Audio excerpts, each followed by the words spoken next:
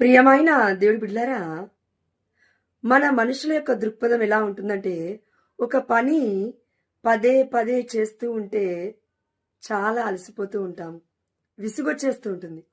కానీ డబ్బుల కోసం ఇప్పుడు చూడండి చాలామంది జాబులు చేస్తున్నారు. విసుగొచ్చినప్పటికీ చేస్తాం. అవునా? అయితే ఈ లోకంలో జీవించడానికి 3 పూట్ల తినడానికి, మన కుటుంబాన్ని పోషించుకోవడానికి ఎంత ప్రయాస పడతాము. కష్టమున్నా సరే చేస్తాము. అవునా?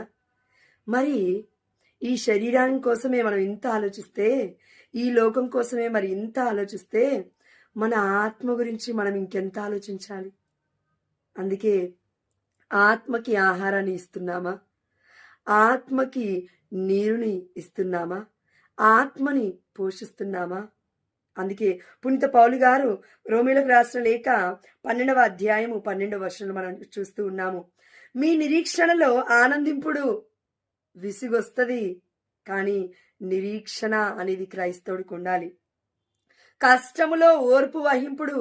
కష్టములు ఉండవు అని దేవుడు చెప్పలేదు. ఓర్పు వహించండి అని చెప్తూ ఉన్నాడు. సర్వదా ప్రార్థింపుడు. ఆమేన్, హల్లెలూయా.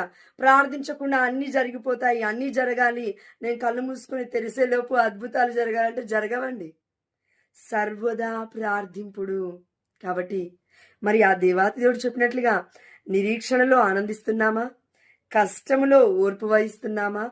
సదాకాలము ప్రార్థిస్తున్నామా? ఇది మనకు శాంతినిస్తుంది. ఈ యొక్క ప్రయాస మనకి ప్రేమను నేర్పుతుంది.